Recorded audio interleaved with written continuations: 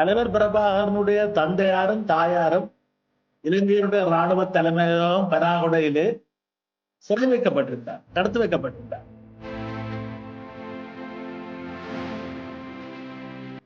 இப்பொழுது டக்ளஸ் தேவானந்தாவுடைய நிலைப்பாட்டுக்கு வந்தால் அவர் சரணடைந்தார், இவருடன் சரணடைந்தார். மற்றவர்களை சரணடைய வைத்தவர் சரணடைந்தார். அப்படின்னா சரணடைந்தவர்களை நீங்க படுகொலை செய்து விட்டீங்களா? அன்றைய முதலமைச்சராக இருந்த கலைஞர் கருணாநிதி அவர்கள் விமானத்தில் வைத்து அவருடைய வேண்டுகோளுக்கு இணங்க அவர் திருப்பி மீண்டும் கோலாலம்பூருக்கு அனுப்பி வைக்கப்பட்டார். சம்பந்தரையா என்னை தொலைபேசியிலே அழைத்தார்.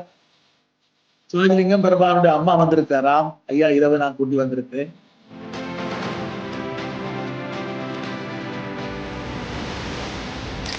மதிவதனையுடைய தாயார் வன்னியிலே சிக்குண்டு புனர்வாழ்வில் இருந்து வெளியிலே வந்து செங்கலடியிலே அவர் அங்கே ஒரு உறவினர் வீட்டிலே இருந்தபோது பிரபாகரன் அங்கே என்ற தீவிர விசாரணையை தங்களிடம் நடத்தியதாக தன்னிடமும் தலைவர் பிரபாகரன் தந்தையாரிடம் நடத்தியதை அரசியலில் நகர்த்தப்படும் காய்கள், திரைமறைவில் நடக்கும் ரகசிய பீரங்கள், உலகத் தமிழர் அறிந்தேயாக வேண்டிய உண்மைகளை தேடி ஒரு உடறுப்பு.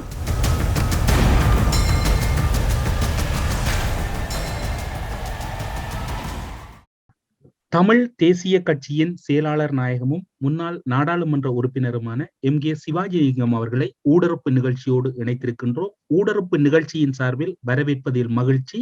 வணக்கம். வணக்கம்.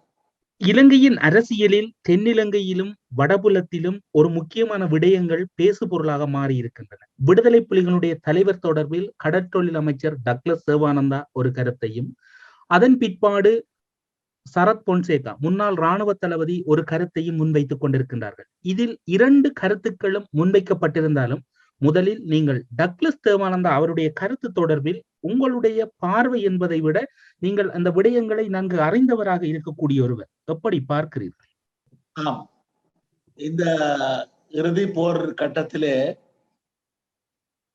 மேதகு தமிழீழ தேசிய தலைவர் மேதகு பிரபாகரனுடைய இறுதி நேரங்களை பற்றி இலங்கை அரசினுடைய செய்திகள் அல்லது இலங்கை அரசு தரப்பிலே பல தகவல்களை வெளியிட்டவர்கள் ஒன்றுக்கொன்று முரணாக வெளியிட்டுக் கொண்டிருப்பதிலிருந்தே இவர்கள் ஒரு பெரியோரு பொய்யை மூடி மறைக்க முற்படுகிறார்கள் என்ற தெளிவான செய்தி கிடைக்கிறது.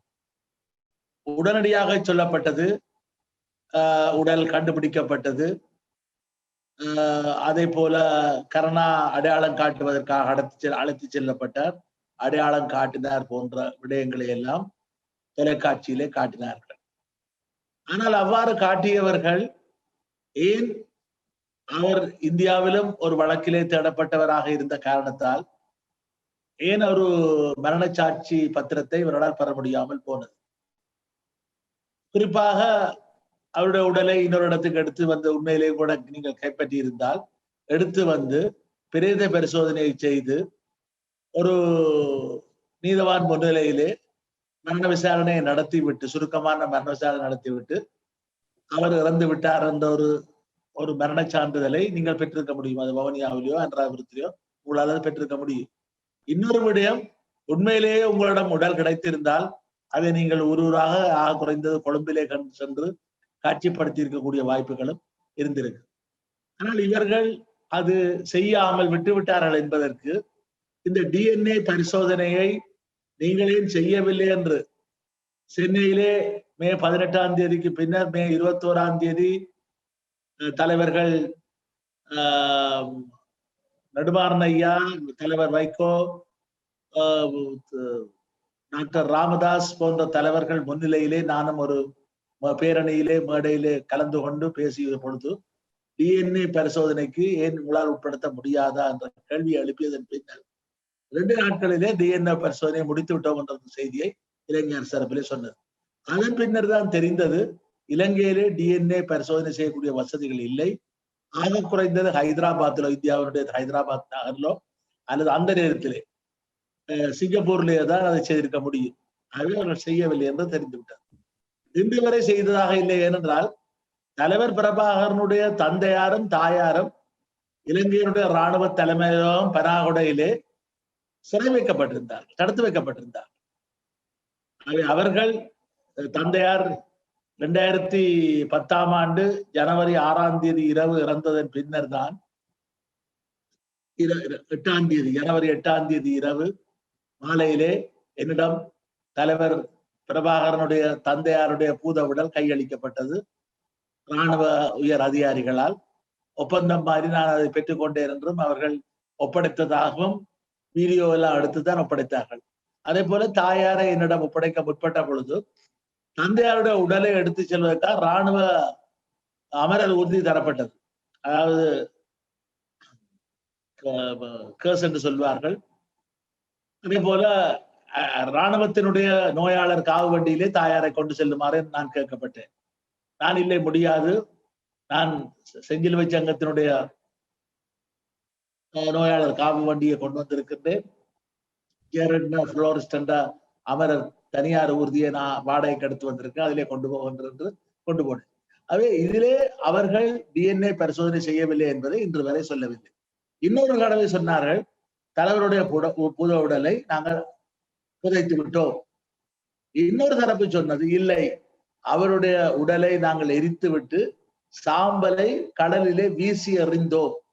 ஒரு போரிலே 2 தரப்பும் மரணமடைந்த பொழுது இன்றைக்கு விடுதலை புலிகள் இராணுவ வீரர்களுடைய உடல்களை தகனம் செய்கின்ற பொழுது கூட உரிய மரியாதைகள் வழங்கப்பட்டுத்தான் தகனம் செய்யப்பட்டது.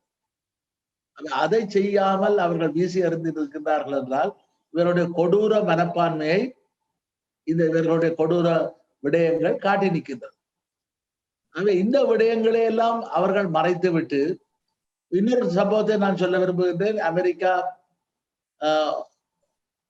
ஒசாமா பின் லாடனை படுகொலை செய்துவிட்டு, கொலை செய்து பிடித்து விட்டு அவருடைய பூத உடலை கைப்பற்றி சென்று அவர்கள் தாங்கள் அந்த அமெரிக்க கடற்படை கப்பலில் இருந்து இஸ்லாமிய முறைப்படி தொழுகை நடத்தி அந்த கடலுக்குள்ளே அவருடைய பூத உடல் நல்லடக்கம் செய்யப்பட்டதாக அறிவித்தார்கள்.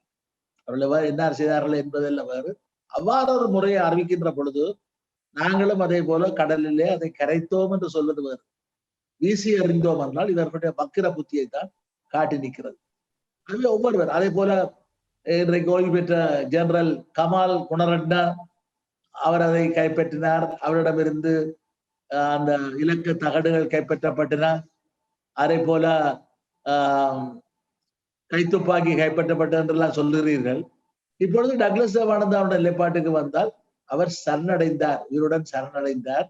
மற்றவர்களை சயனட்டடிய வைத்தவர் சரணடைந்தார். அப்படின்னா சரணடைந்தவர்களை நீங்கள் படுகொலை செய்து விட்டீர்களா? இது பெரிய போர்க்குற்றம் இல்லையா? எவ்வாறு வந்தார்? ஆனால் இன்றைக்கு இராணுவ தளபதியாக இருந்த ஃபீல்ட் மார்ஷல் சரத்வன்சா என்று சொல்லுகின்றார், போராடி அவர் வீரமரணத்தை தழுவினார், அவர் ஒரு சிறந்த போர் வீரர் என்ற கருத்தை கூறியிருக்கிறார். எது எப்படி இருந்தாலும் தலைவர் பிரபாகரன் இன்றைக்கு அவருடைய உடல் அல்ல நீங்கள் காட்டிய விடயங்கள் என்பதிலும், அதே போல அவருடைய இறப்பு சம்பந்தமாக நீங்களே ஒன்றுக்கொன்று முரணாக சொல்வதிலிருந்து மர்மங்கள் பொதிந்திருக்கின்றன. ஒருவேளை அவர் தன்னைத்தானே முழுக்க உயிரை மாய்த்திருக்கலாம், அல்லாவிட்டால் அவர் உயிர் தப்பி இருக்கலாம். அது சரித்திரம்தான், காலம்தான் பதில் சொல்லும். அதை விடுத்து நீங்கள் கூறுகின்ற இந்த இடத்தில் தான் ஃபீல்ட் மார்ஷல் சரத் பொன்சேகா ஒரு விடயத்தை குறிப்பிடுகின்றார். விடுதலை புலிகளின் தலைவரை உயிருடன் பிடிக்க வேண்டும் என இந்தியா உள்ளிட்ட சில நாடுகள் விரும்பின என்கின்ற கருத்தை கூறிவிட்டு அந்த நாடுகள் இலங்கை அரசுக்கு அன்று அழுத்தம் கொடுத்திருந்தன. எனினும் விடுதலை புலிகளின் தலைவர் எந்த தரப்பிடமும் சிக்காமல் இறுதி வரை போராடியே சரணடைந்தார். நீங்கள் DNA தொடர்பில் குறிப்பிட்டீர்கள். இந்தியாவை இவர் இதற்குள் தொடர்பு படுத்துகின்றார். அப்படி என்றால் சரத் பொன்சேகா குழப்பமாக இருக்கிறாரா அல்லது யுத்த களமுனை இறுதியில் என்ன நடந்தது என்று அவருக்கு தெரியாது? இல்லை, அவருக்கு தெரியாமல் இருந்திருக்க முடியாது. அவர் கடைசி நேரத்திலே அவர் இலங்கைக்கு வந்து விட்டார், அவர் சீனாவுக்கு சென்றிருந்தார். இராணுவ தளபதி என்ற விடயத்திலே எல்லாம் தெரிந்திருக்கும். இந்த விடயத்திலே இந்தியா உயிருடன் பிடிக்க வேண்டும் என்று அவர்கள் சொல்லியிருந்தால் அவர்களுக்கு தெரிய வேண்டும் உயிருடன் பிடிக்கக்கூடிய வாய்ப்பு 1% கூட இருக்காது என்பதும் அவர்களுக்கு தெரியும். ஏன், விடுதலை புலிகளுடைய புலனாய்வு தலைவர் பொட்டு அம்மான் உடைய பூத உடலும் கைப்பற்றப்படவில்லை, எதுவுமே கைப்பற்றப்படவில்லை. ஆனால் அவருடைய இறப்பு பற்றி அல்லது அவர் இறந்ததாக சொல்லுகின்ற விடயத்தை கோத்தபாய ராஜபக்ச அன்றைய பாதுகாப்பு அமைச்சர் செயலாளர் பத்திரிகைகளுக்கு தெரிவித்திருந்தார். அவருடைய உடல் கிடைக்கவில்லை, அவர் கொல்லப்பட்டு விட்டார் என்று நாங்கள் 100% உறுதிப்படுத்தி இருக்கிறோம். இதுதான் நிலவரம். இது போலத்தான் தலைவர் பிரபாகரனுடையது நடந்திருக்கலாம் அல்லது நடக்காம விட்டிருக்கலாம். இவர்கள் அதை நம்ப வைப்பதற்காக இவ்வாறொரு நாடகத்தை ஆடினார்கள் என்று மெய்ப்பிக்கக்கூடிய விதத்திலேதான் உண்மையில நடந்திருந்தால் எல்லோரும் ஒரே மாதிரி சொல்ல வேண்டும். அது ஃபீல்ட் மார்ஷல் சரத்வன்சாவா இருக்கட்டும், அல்லது அன்றைக்கு அந்த போர்க்குற்றம் நடைபெற்ற பொழுது ஜனாதிபதியினுடைய அமைச்சரவையில் இருந்த அமைச்சர் டக்ளஸ் தேவானந்தாவா இருக்கட்டும். இது ஒரு நீண்ட காலமாக தமிழக தேசிய தலைவர் மேதகு பிரபாகரன் அவர்களை இழிவுபடுத்தக்கூடிய விதத்திலே டக்ளஸ் தேவானந்தா தரப்பும் வேறு சில தரப்புகளும் சரணடைந்தார் என்றால் நீங்கள் தொலைக்காட்சியில உங்களை படத்தை பிடிக்கவில்லை, அவரிடமிருந்து கருத்தை கேட்கவில்லை, சரணடைந்த விடயத்தை நீங்க காட்டியிருக்கலாம் தானே. எவ்வாறு ரோகண விஜயவீர ஜேபி தலைவரை அவரை நீங்கள் பிடித்ததன் பின்னர் அவரை நீங்கள் வைத்துக்கொண்டு காணொளிகளை எல்லாம் எடுத்துக்கொண்டு ரூபாவணியிலே படப்பிடிப்புகளை முடித்துவிட்டு அவர் தப்பிச்செல்ல முற்பட்டார் என்று சுட்டுக் கொண்டிருக்கிறீர்களே, அவ்வாறு ஏதாவது சரி செய்திருப்பீர்களா? அவை உங்களுடைய கருத்துக்களை பொறுத்தளவிலே வெறுமனே ஒரு பித்தலாட்ட கதைகளை நீங்கள் கூறிக்கொண்டிருக்கின்றீர்களே. அதே போல மிகவும் கேவலமாக ஒருமையிலே அவன் இவன் என்று ஒரு அமைச்சர் பேசுகின்ற பேச்சா உங்களுக்கு நாகரிகம் தெரியாதா? இதாவது சில பேர் சொல்வார்கள், பண்டிகளுக்கு அல்லது இப்படியானவர்களுக்கு அது இங்க விட்டு கொண்டு விட்டாலும் அந்த அதே குணத்துல இருக்கு. அதே டக்ளஸ் தேவானந்தாவை பார்த்து கேட்கிறோம், உங்களுக்கு ஒவ்வொரு நாளும் அந்த தமிழீழ விடுதலை புலிகளுடைய போராளிகள் உங்களை கனவிலே வந்து மிரட்டுகிறார்களா, இல்லை என்றால் நீங்கள் படுகொலை செய்தவர்கள் வந்து உங்களை கனவிலே மிரட்டுகிறார்களா, அல்லது பிரபாகரன் பற்றிய பிரமையிலே நீங்கள் தொடர்ந்து நித்திரையிலே அலறிக் கொண்டிருக்கிறீர்களா? பிரபாகரன் நெருங்குவது போல உங்களை கொல்ல வருவது போல நீங்கள் நெருங்கிக் கொண்டிருக்கிறீர்களா என்ற கேள்வியை நாங்கள் கேட்க வேண்டும். இதுதான் நிலவரம். விடுதலை புலிகளுடைய தலைவருடைய தந்தையாருடைய உடலை நீங்கள் அடக்கம் செய்தீர்கள். அதன் பின்னர் தாயாரோடு இறக்கும் வரையும் பயணித்தொருவர் நேற்றைய தினம்தான் தாயாருடைய இறந்த நாளை கூட நினைவு கூறக்கூடியதாக இருந்தது அவருடைய உறவுகளால். இப்படியான சூழ்நிலையில் அவருடைய தாயார் தன்னுடைய அந்த இறுதி காலங்கள் அல்லது தன்னுடைய பயணங்கள் தொடர்பில் மகன் தொடர்பில் ஏதாவது உங்களோடு கருத்துக்கள் பரிமாறுகிற வாய்ப்பு கிடைத்தது? தந்தையாருடைய இறந்த உடலை பெற்ற காரணத்தால் தந்தையாருடன் எனக்கு உறவாடக்கூடிய வாய்ப்பு இருக்கவில்லை. 8ஆம் தேதி ஜனவரி மாதம் நான் புத உடலை பொறுப்பேற்றுக் கொண்டு நான் 9ஆம் தேதி இரவு வவுனியா வழியாக 9ஆம் தேதி காலையிலே வவுனியாவிலே ஒரு இடைத்தங்கல் போல ஒரு தனியார் விடுதியிலே தங்கியிருந்து அங்கு சில நெருங்கிய உறவினர்கள் புத உடலை பார்க்க விரும்பி காட்டிவிட்டு அன்றைய தினம் கூட அங்கே ஜனாதிபதியாக இருந்த மஹிந்த ராஜபக்சனுடைய பிரச்சார கூட்டம் வவுனியா நடைபெற இருந்தது. 9ஆம் தேதி இரவு வெள்ளடுத்துறையிலே வந்து சேர்ந்து வெள்ளடுத்துறை தீர்வில் பூங்கா மைதானத்திலே அவருடைய பூத உடலை நாங்கள் வைத்திருந்து 10ஆம் தேதி காலையிலே இறுதி கிரியைகளை நாங்கள் நடத்தினோம். அன்றைய தினம் ஜனாதிபதி மஹிந்த ராஜபக்சனுடைய தேர்தல் பிரச்சார கூட்டம் யாழ்ப்பாணத்திலே துரைப்பா ஸ்டேடியத்திலே நடைபெற்றது. அன்றுதான் இலங்கை தமிழரசு கட்சியினுடைய தேசிய மகாநாடும் யாழ்ப்பாணத்திலே காலை இளங்கலைஞர் மண்டபத்திலே நடைபெற்றது. தந்தையார் 85வது வயதிலே, அதாவது 1925ஆம் ஆண்டு பிறந்தவர். 2010ஆம் ஆண்டு அந்த அவர் பிறந்த தினத்தன்றுதான் அவருடைய இறுதிக்கிரிகள் நடைபெற்றன, ஜனவரி 10ஆம் தேதி. அதன் பின்னர் தாயாரை நான் வைத்துக் கொண்டிருந்த பொழுது அவருடைய மகள், இளைய மகள் திருமதி ராஜேந்திரன் அவர்கள், வினோதினி ராஜேந்திரன், அவரை நாங்கள் சித்ராக்கா என்று அழைப்பார்கள், தலைவர் பிரபாகரன் சித்ராக்கா, வீட்டு பேர் அவருடைய சித்ராக்கா. அவர் கேட்டுக்கொண்டதுக்கு நாங்கள் தாயாரை நான் கொழும்புக்கு அழைத்து சென்று அங்கிருந்து விமானம் மூலமாக சிங்கப்பூருக்கு கூட்டி சென்று சிங்கப்பூரில் வைத்து அவருடைய அக்காவுடன் நான் தாயாரை கையளித்தேன். அவர் அங்கிருந்து மலேசியாவுக்கு அழைத்து சென்று கனடாவுக்கு கூட்டி செல்ல எடுத்த முயற்சிகள் வெற்றி பெறாத காரணத்தால் அங்கிருந்து இந்தியாவுக்கு விசா பெற்று இந்தியாவுக்கு அனுப்ப அவர் புறப்பட்டு சென்று அங்கே விமான நிலையத்தில் இறங்கிய பொழுதுதான் அன்றைய முதலமைச்சராக இருந்த கலைஞர் கருணாநிதி அவர்கள் விமானத்தில் வைத்து அவருடைய வேண்டுகோளுக்கு இணங்க அவர் திருப்பி மீண்டும் கோலாலம்பூருக்கு அனுப்பி வைக்கப்பட்டார். கலைஞர் கருணாநிதி அவர்கள் இதில் நேரடியான தலையீடு இருக்கின்றது. ஆம், அது தலைவர்கள் வைகோ, நெடுமாறன் ஐயா போன்றவர்கள் அதை குற்றச்சாட்டி இருந்தார்கள். அவர்கள் எடுத்த முயற்சி வெற்றி பெறவில்லை. விமான நிலையத்திலிருந்தே கீழே இறங்கி இருந்தால் அவர்கள் மீண்டும் ஒரு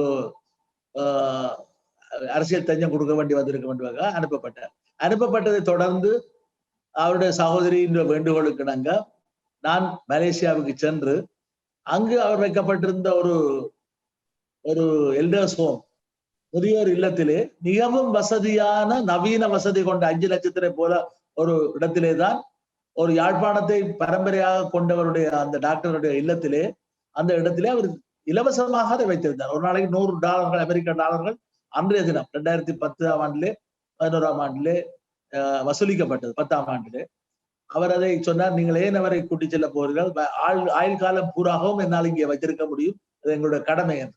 நான் சொன்னேன், நன்றி, ஆனால் அவருடைய சகோதரியார் கேட்கிறார். கடைசி காலத்திலே தன்னுடைய ஊரிலே இனசனங்களை உறவினர்களை பார்த்து அவர் மகிழ்ச்சியுடன் இறுதி காலத்தை கழித்து அந்த இறுதிக்கிரியைகள் அந்த சொந்த ஊரிலே நடைபெற வேண்டும் என்று விரும்புகின்ற காரணத்தால் தான் அழைத்து செல்கின்றேன்.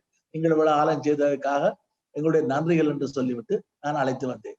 அந்த சூழ்நிலையின் பின்னணியிலே தான் அதன் பின்னர் வல்வெடுத்துறைக்கு அழைத்து வந்த நேரத்தில் கொழும்புக்கு கொண்டு வந்தவுடன் இந்தியாவிலே கலைஞர் கருணாநிதிக்கு எதிராக இந்த பிரச்சனையை சமாளிப்பதற்காக இந்திய தூதரகம் அவசரமாக சம்பந்தரையாவுடன் தொடர்பு கொண்டிருக்கிறது. சம்பந்தரையா என்னை தொலைபேசியிலே அழைத்தார். சிவாஜிலிங்கம் பிரபாகருடைய அம்மா வந்திருக்கிறார், ராம் ஐயா இரவு நான் கூட்டி வந்திருக்கிறேன், உங்களுடைய இடத்துல இருக்கிறார், நான் பார்க்க வரட்டுக்கா. நான் ஐயா என்னுடைய மாடி 2 மாடிகள், நான் ஒரு தனியார் விடுதியிலே தங்க வைத்திருக்கிறேன் என்றால் இங்கே எவ்வளவு தூரத்துக்கு கொண்டு வர முடியாது. சரி, நான் இந்திய தூதரகத்தில் இருந்து ஒரு உயர் அதிகாரி வருகிறார், நானும் வருகிறேன். என்னிடம் வந்தார், என்னை தன்னுடைய வாகனத்திலே ஏற்றி சென்று அங்கே பார்த்தார், பேசினார். அவரும் வந்து சொன்னார், நாங்கள் மீண்டும் தாயாருக்கு விசா வழங்க தயாராக இருக்கிறோம், அவரை அழைத்து செல்கின்ற ஒருவருடைய பெயரை நீங்கள் சிபாரிசு செய்தால் அவருக்கு நாங்கள் விசா வழங்குகிறோம். அப்பொழுது அவர்கள் என்னை அழைத்து செல்ல வேண்டக்கூடாது என்றுதான் அவர் சொல்லியிருந்தார். என்ற நான் 2009 நாடு கடத்தப்பட்ட காரணத்தால் இதே சாட்டா நான் வந்துடுவேன் என்று அவர்கள் நினைத்திருக்க கூடும். ஆனால் நான் சொன்னேன், நான் இதிலே அவர்கள் குடும்ப உறுப்பினர்கள் சொல்வதைத்தான் செய்வனுடைய தீர்மானம் எடுக்கக்கூடிய நிலைமையிலே நான் இல்லை, சகோதரியுடன் பேசுகின்றேன் என்று பேசிவிட்டு நான் அதன் பின்னர் அவர் சொன்னார், இல்லை நீங்கள் இதை பற்றி கேட்க வேண்டாம், உடனடியாக அவரை ஊருக்கே கூட்டிச் செல்லுங்கள் என்ற பொழுது அடுத்த நாள் அதிகாலையிலேயே நான் அவரை அழைத்துக் கொண்டு நோயாளர் காவு வண்டியிலே சென்று கொண்டிருந்த பொழுதுதான் சம்பந்தரையா தொடர்பு கொண்டார். சிவாஜி என்ன இப்பொழுது எங்கே இருக்கிறார்? நான் சொன்னேன், அம்மாவை கூட்டிக் கொண்டு நான் இப்ப வவுனியாவை நெருங்கி விட்டேன். அதன் பின்னர் சம்பந்தரையா பேசாமல் இருந்து விட்டார். அதன் பின்னர் இதை தெரிந்து கொண்ட தலைவர்கள் நெடுமாறன் ஐயா, வைகோ போன்றவர்கள் சொன்னார்கள், இல்லை அவர் குடும்ப உறுப்பினர்கள் எடுத்த நடவடிக்கை சரியானது, இங்கே வராமல் விட்டது நல்ல விடயம் தான் என்று கூட சொல்லியிருந்தார். அதே போலதான் தலைவர் பிரபாகரனுடைய மனைவியார் மதிவதனியுடைய தாயார் வன்னியிலே சிக்கொண்டு புனர்வாழ்வில் இருந்து வெளியிலே வந்து செங்கலடியிலே அவர் அங்கே ஒரு உறவினர் வீட்டிலே இருந்த பொழுது கருணா பிள்ளையான் போன்றவர்களால் இடையூறு செய்யப்படுவதாக மதிவதனுடைய சகோதரி என்னுடன் தொலைபேசியிலே தொடர்பு கொண்ட பொழுது, இதுவும் 2010ஆம் ஆண்டு ஜனாதிபதி தேர்தல் நடந்து கொண்டிருக்கிறார். தந்தையாருடைய இறுதிக்கிரியை முடித்து ஒரு வாரத்திலே அவர்கள் தொடர்பு கொள்கிறார்கள். அப்பொழுது நான் சொன்னேன், இப்பொழுது ஜனாதிபதி தேர்தல் இருக்கிற, நான் சரி கிழக்கு மாநிலத்துக்கு பிரச்சாரத்தில் இருந்த பொழுது அவரை கூட்டிச் செல்கின்றேன் என்று அவரை அழைத்துக் கொண்டு கொழும்புக்கு கொண்டு வந்து நான் அவரை மாலதீவுக்கு கூட்டிச் சென்று அவருடைய உறவினர்களை கையெழுத்து விட்டு நான் திரும்பி வந்தேன். உடனடியாக அடுத்த நாள் தான் புலனாய்வாளர்கள் என்று தொடர்பு கொள்கிறார்கள், நீங்கள் மதிவதனுடைய தாயாரை கூட்டி சென்றிருக்கிறார். அவர் ஒரு ஓய்வு பெற்றவர், ஆசிரியராக இருந்தவர், இலங்கை கடவுச்சீட்டு இருக்கிறது, அவருடைய கடவுச்சீட்டை புதுப்பித்தேன், நீங்கள் விடுதலை செய்திருக்கிறீர்கள், அதை அழைத்து சென்றதிலே பெரிய. அதே போல தலைவர் பிரபாகருடைய தாயாரை அழைத்து சென்றிருந்த பொழுது கூட அந்த இமிகிரேஷனால் கண்டுபிடிக்க முடியவில்லை. அடுத்த நான் திரும்பி வந்தேன் பின்னர் தான் என்னிடம் மிக நீண்ட விசாரணை செய்யப்பட்டது விமான நிலையத்திலும். அதன் பின்னர் நான் சொன்னேன், அவர் தாயார் நீங்கள் விடுதலை செய்தீர்கள், என்னிடம் தந்தீர்கள், நான் அவருடைய மகளிடம் கொடுப்பதற்காக கூட்டி சென்றது, இதுல என்ன தவறு இருக்கிறது என்ற பின்னர் அவர்களை விட்டு விட்டார். அவை இவ்வாறான நெருக்கடியான நேரத்தில் நாங்கள் விளத்தை செய்ததன் பின்னர் கூட மீண்டும் அங்கே எடுத்து சென்று ஏறக்குறைய ஓராண்டு திருமதி வேலுப்பிள்ளை அவர்கள் பிரபாகரனுடைய தாயார் அவர்கள் அங்கே மயிலாடுதுறை அரசினர் மாவட்ட வைத்தியசாலையிலே டாக்டர் மயிலேறும் பெருமாள் அவர்களால் அவருடைய மருத்துவ குழுவினரால் மிகச் சிறப்பாக அவர் பராமரிக்கப்பட்ட பொழுது அவருடன் பல தடவைகள் நான் உரையாடக்கூடிய சந்தர்ப்பம் இருந்தது. மே 18ஆம் தேதிக்கு பின்னர் கூட பிரபாகரன் எங்கே என்ற தீவிர விசாரணையை தங்களிடம் நடத்தியதாக தன்னிடமும் தலைவர் பிரபாகரனுடைய தந்தையாரிடமும் நடத்தியதை பார்வதி அம்மாள் என்னிடம் அம்மா அவர்கள் தெரிவித்திருந்தார். அவை இதிலே அரசாங்கம் ஒரு குழம்பி போயிருந்தது தெரிகின்றது. அப்ப அதுபோல பல பார்வதி அம்மாவிடம் விடுதலை புலிகளின் தலைவரை மே 18 பின்னர் இலங்கை அரசினுடைய புலனாய்வாளர்கள் விசாரணை மூலம் கேட்டிருக்கின்றார்கள். அவரை பொறுத்தளவு அவர் எங்க இருக்கின்றாரோ அவர் எங்கேயாவது போயிருக்கலாம், தப்பி போயிருக்கலாம் என்ற கருத்துக்களை தாயார் கூறியிருக்கின்றார். அது அவர்களுக்கு ஒரு பிரச்சனையாக இருந்திருக்கு. அவரிடம் சரணடைந்து அவர் இறந்திருக்கிறார் அல்லது அவரோட உடல் கைப்பற்றப்பட்டது என்றால் அவர் இறந்து விட்டார் என்ற செய்தியைத்தான் திரு வேலுப்பிள்ளை ஐயா அவர்களிடமும் திருமதி பார்வதி அம்மாவிடமும் அம்மாவிடமும் கூறியிருக்க வேண்டுமே ஒழிய ஏன் அவர்கள் விசாரணை நடத்தினார்கள்? இதையெல்லாம் அவர் அல் ஜசீரா தொலைக்காட்சி அவரை செவி கண்ட பொழுது அவர் தமிழ் மொழியிலே அந்த விடயங்களை தெரிவித்ததை அவரிடம் அல் ஜசீரா தொலைக்காட்சி அந்த தொகுப்பாளர் இன்னொரு வந்த மொழிபெயர்ப்பாளருக்கு அவர் அங்கே கூறியிருக்கிறார். இந்த விடயங்கள் எல்லாம் அவர் அந்த விடயங்களை பார்க்கின்ற பொழுது தலைவர் பிரபாகரன் அவர்களிடம் உயிருடன் பிடிபடவில்லை, அவருடைய சடலம் கைப்பற்றப்படவில்லை என்ற ஒரு விடயம் தெளிவாக தெரிந்தது. பார்வதி அம்மாவுடன் நான் பேசிய பொழுது அவர் நடத்திய விசாரணைகள் அவர் மிகவும் பக்கவாதத்தால் பாதிக்கப்பட்டு அடிக்கடி அவர் கொஞ்சம் சோர்வாக காணப்பட்டாலும் உஷாராக இருக்கின்ற பொழுது ஏதாவது கேள்வி கேட்டால் கூட அவர் அடுத்த அந்த பக்கம் இந்த பக்கம் பார்த்து விட்டுத்தான் என்னுடன் பேச ஆரம்பிப்பார். அவருடைய வீட்டு பேரை சொல்லித்தான் அவர் பேச ஆரம்பிப்பார். அவ்வாறு அவருடைய அந்த புத்தி கூர்மை கடைசி வரை அவர் சில விடயங்களை அவர் நினைவு கூர்ந்து கொண்டிருந்தார் என்பதை என்னால் சொல்ல முடியும். கருணா, தயாமாஸ்டர் போன்றவர்கள் யுத்தம் நடைபெற்ற இறுதி பகுதிக்கு சென்றிருந்தார்கள். அவர்களும் விடுதலை புலிகளுடைய தலைவர் தொடர்பில் ஒரு கருத்துக்களை பரிமாறி இருந்தார்கள். அவற்றையும் நீங்கள் குறிப்பிட்டிருந்தீர்கள். சமூக வலைத்தில் இன்று வரைக்கும் அவர்கள் இருவரும் ஒரு பகுதிக்கு சென்று வந்த புகைப்படம் கூட இருக்கின்றது. அது தொடர்பில் உங்களுடைய அவதானம் இல்லை?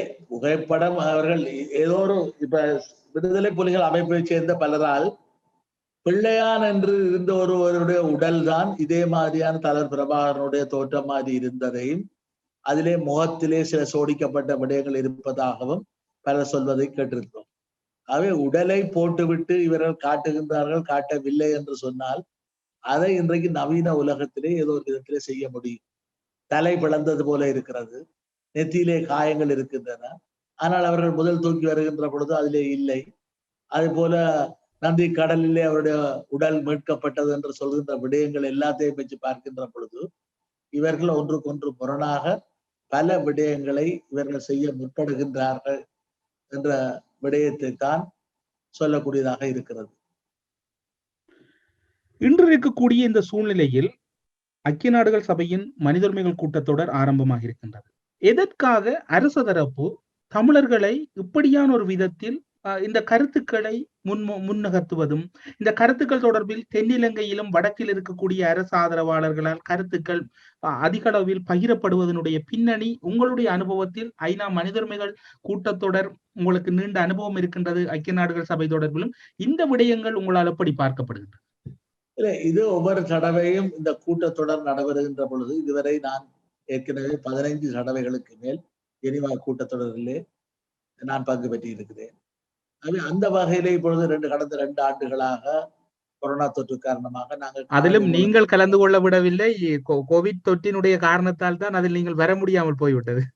ஆம், கோவிட் தொற்று காரணமாக அங்கே நேரடியான ஒன்று கூட்டங்கள் இல்லாமல் அது இணைய வழியிலே தான் நடத்தப்படுகின்ற காரணத்தால் நாங்கள் இணைய வழியாக எங்களுடைய கருத்துக்களை நாங்கள் பேசிக் கொண்டிருக்கிறோம். அங்கே அந்த அந்த மன்றத்திலே உரையாற்றக்கூடியதாக இருக்கிற இணைய வழியாக எல்லோருமே இணைய வழியாகத்தான் நடைபெறுகின்ற காரணத்தால் வரவில்லை ஒழிய இந்த ஆண்டிலே இலங்கையினுடைய பிரதிநிதிகளாக செல்ல இருக்கின்ற நீதி அமைச்சர் அலி சப்ரி அவர்கள், அதே போல வெளிவிவகார அமைச்சர் GL பீரிஸ் போன்றவர்கள் அங்கே மனித உரிமைகளுடைய ஆணையத்தினுடைய அந்த மனித உரிமை பேரவையினுடைய உயர்ஸ்தானிகர் பேச்லெட் அம்மையாரை நேரடியாக சந்திப்பதற்கான முயற்சிகளில் ஈடுபட்டிருக்கிறார்கள். அது அவர்கள் எப்படி இருந்தாலும் இவர்களுக்கு அனுப்பப்பட்ட அறிக்கை இவர்கள் ஏற்கனவே பதில் சொல்லிவிட்டார்கள் இலங்கை தரப்பு என்றும், பேச்லெட் அம்மையாருடைய அறிக்கை வருவதற்கு முன்னரே அவர்களுடைய பிரசரிக்க போகின்றார்கள் என்பதிலிருந்து தெரிகின்றது மிக கடுமையான அழுத்தங்கள் இவர்கள் மீது வரப்போகின்றது என்பதை வைத்துக்கொண்டு அந்த அலறி கொண்டிருப்பதனுடைய விளைவுதான் தென்னிலங்கையிலே இவர்களுடைய கருத்துக்களும் இந்த விடயங்களை எல்லாத்தையும் பார்க்கின்ற பொழுது மிகவும் கடுமையான அழுத்தங்கள் சர்வதேச சமூகத்தால் ஐநா மனித உரிமை பேரவையால் பிரயோகிக்கப்படுகின்றது, இன்னும் அதிகரிக்கப்பட போகின்றது என்பதை காட்டி நிற்கிறது. இப்படியான ஒரு பேரவலம் இடம்பெற்று 12 ஆண்டுகள் கடந்திருக்கின்றது. காணாமல் போனவர்கள் தொடர்பில் இலங்கை அரசினுடைய முறையான பதில்கள் என்பதை விட அவர்களுக்கு மரணச் சான்றிதழ் தயாரித்து விடுவோம் என்கின்ற அளவுக்கு அவர்கள் சென்று விட்டார்கள். இந்த நிலைமைகள் 12 ஆண்டுகள் கடந்திருக்கின்றது. ஐநாவினுடைய பொறுப்பு கூறுதல் தன்மைகளில் இருந்து உங்களுடைய அந்த அனுபவம், அதாவது நீங்கள் அங்கு பங்கு பெற்றியது அரசியல் அனுபவத்தை தாண்டி மனித உரிமைகள் சபையில் இன்று இருக்கக்கூடிய பல விடயங்களை துல்லியமாக கணிக்கக்கூடியவர் ஒருவர், அதனை நீங்கள் எப்படி உள்வாங்குகிறீர்கள்? நிச்சயமாக எங்களுடைய மக்கள் மத்தியிலே ஒரு பரவலான ஒரு அதிருப்தி நிலவுகிறது. இவர்கள் சர்வதேச சமூகம் எங்களை கைவிட்டு விட்டது, எதுவும் நடக்கவில்லை. ஆனால் எங்களுடைய விடயங்கள் மிகவும் காலதாமதமாக மெதுமெதுவாக முன்னேறி இருக்கின்றது ஒழிய மிகவும் ஒரு தீர்க்கமான கட்டத்தை நெருங்கி விட்டோம். நாங்கள் பார்த்தோமாக இருந்தால் சிரியாவுக்காக ஒரு ஐக்கிய நாடுகள் பொதுச்சபை ஊடாக ஒரு அமைப்பு ஒன்று நிறுவப்பட்டது. அது போல நிறுவப்பட வேண்டும் என்று நாங்கள் எதிர்பார்த்தோம். ஆனால் எங்களுக்கு சிரியா அளவுக்கு அந்த அளவுக்கு எங்களுடைய பிரச்சனை சென்று இருக்கவில்லை, சர்வதேச முக்கியத்துவம் பெறவில்லை. மக்கள் பல பத்தாயிரக்கணக்கிலே கொல்லப்பட்டிருந்தாலும், அதே போல ஐக்கிய நாடுகள் மனித உரிமை பேரவைக்குள்ளே கூட இருக்கக்கூடிய மியான்மர், அதாவது பர்மாவினுடைய பிரச்சனை போல, ரோஹிங்கியா முஸ்லிம்களுடைய பிரச்சனை போல அதற்கான ஒரு ஏற்படுத்த அமைப்பு போல இல்லாவிட்டாலும் சாட்சியங்களை சேர்ப்பதற்கான ஒரு அமைப்பு ஏற்படுத்தப்பட்டது எங்களுக்கு மிகவும் ஒரு வெற்றிகரமான விடயம். அது எந்த சர்வதேச நீதி பொறிமுறை தளத்திலும் பாவிக்கப்படக்கூடியது. ஏற்கனவே நடத்தப்பட்ட அந்த பூர்வாங்க விசாரணைகளுடைய அறிக்கை அதுவும் இருக்கின்ற நேரத்திலே இவ்வாறான விடயங்களை இப்பொழுது லண்டனிலிருந்து ஒரு அமைப்பின் ஊடாக, ஒரு சட்ட அமைப்பின் ஊடாக சர்வதேச குற்றவியல் நீதிமன்றத்தை நோக்கி 10,000 பக்கங்கள் அடங்கிய ஒரு 200 பேருக்கு மேற்பட்டவருடைய சத்திய கடுதாசைகளுடன் ஒரு முறைப்பாடு சர்வதேச குற்றவியல் நீதிமன்றம் சீஃப் ப்ராசிக்யூட்டர் அவர்களுக்கு பிரதம வழக்கு தொடர்வதற்கு அனுப்பி வைக்கப்பட்டிருக்கிறது. இதே போல கனடாவில் இருந்தும் ஒரு முறைப்பாடுகள் அனுப்பப்பட்டிருக்கின்றன. ஆகவே இவை சாதகமாக பரிசீலிக்கப்படக்கூடிய வாய்ப்புகள் இருந்தால் சர்வதேச குற்றவியல் நீதிமன்றம் இதை எடுத்துக்கொள்ளும். அவை ஐக்கிய நாடுகள் பாதுகாப்பு சபைக்கு சென்று பாதுகாப்பு சபையிலே சீனா ரஷ்யா வீட்டோ பண்ணும், ஆகவே ICCக்கு சர்வதேச குற்றவியல் நீதிமன்றத்துக்கு வராது என்று சொன்னவர்களுக்கு இப்பொழுது பைபாஸ் செய்து கொண்டு செல்லக்கூடிய வாய்ப்பு இருக்கின்ற காரணத்தால் அதன் மூலம் எங்களுடைய பிரச்சனை இதில் விசாரணைகள் நடைபெறுமாக இருந்தால் இனப்படுகொலை உட்பட சர்வதேச குற்றங்கள் நிரூபிக்கப்பட்டு அதற்கான ஈடுசெய் நீதி ரெமெடியல் ஜஸ்டிஸ் ஊடாக ஒரு அரசியல் தீர்வை பெறுவதற்கு ஒரு பொதுசன வாக்கெடுப்பை இலங்கையிலே நடத்தக்கூடிய அழுத்தங்களை கொடுத்து எங்களுடைய மக்களுக்கான நீதியும் நிவாரணங்களும் கிடைத்ததன் பின்னர் அதுக்கான கட்டாயமாக காணாமல் போன செய்யப்பட்டவர் தொடக்கம் போரிலே கொல்லப்பட்ட பொதுமக்கள் உட்பட நஷ்டமடைந்தவர்கள் எல்லோருக்குமான நிவாரணங்களும் நீதிகளும் கிடைத்ததன் பின்னர் அதை தொடர்ந்து ஈடுசெய் நீதியாக எவ்வாறு நடத்தப்பட்டிருக்கின்ற பல நாடுகளிலே அதே போல நடத்தப்படுகின்ற பொழுது சுதந்திர தமிழீழமா இல்லையா வேறு ஏதும் விடயமா என்ற விடயத்திலே வடக்கு கிழக்கிலே இருக்கக்கூடிய தமிழ் மக்கள் வாக்களிக்கக்கூடிய வடக்கு அத்தனை மக்கள், தமிழ் மக்கள், முஸ்லிம் மக்கள், சிங்கள மக்கள், ஆனால் அந்த வாக்களிப்பு நிச்சயமாக அவ்வாறு ஒரு வாக்களிப்பு நடைபெற்றால் மக்கள் சுதந்திர தமிழத்துக்காக வாக்களிக்கக்கூடிய வாய்ப்பு தான் இருக்கிறது. நான் அண்மையில கடந்த சில ஆண்டுகளுக்கு முன்னர் கூட சொல்லியிருந்தேன், ஒரு பேச்சுக்கு சம்பந்தரியாக நாங்கள் எல்லோரும் ஒரு மேடையிலே அல்ல ஒரு கூட்டாக சேர்ந்து இல்லை பிரிய வேண்டாம், ஒரு நாட்டுக்குள்ளே இருப்போம் என்று வாக்களியுங்கள் என்று சொன்னால் கூட மக்கள் அதை ஏற்றுக்கொள்ள தயாராக இல்லை. நீங்கள் போங்கள் என்று அவர்கள் பிரிந்து செல்கின்ற ஒரு தீர்ப்பைத்தான் வழங்கக்கூடிய அளவுக்கு மோசமான நிலைமையிலே தான் இன்றைக்கு தமிழீழ தேச மக்கள் இருந்து கொண்டிருக்கிறார்கள். ஊடரப்பு நிகழ்ச்சியில் இணைந்து கொண்டு இலங்கையின் அரசியலில் பேசப்பட்டுக் கொண்டிருக்கக்கூடிய முக்கிய விடயங்கள் தொடர்பில் தெளிவான விளக்கங்களை எம்மோடு பகிர்ந்து கொண்டமைக்காக நன்றிகளோடு உங்களிடமிருந்து விடைபெற்றுக் கொள்கிறோம். நன்றி, வணக்கம். அரசியலில் நகர்த்தப்படும் காய்கள், திரைமறைவில் நடக்கும் இரகசிய பீரங்கள், உலகத் தமிழர் அறிந்தேயாக வேண்டிய உண்மைகளை தேடி ஒரு உடறுப்பு.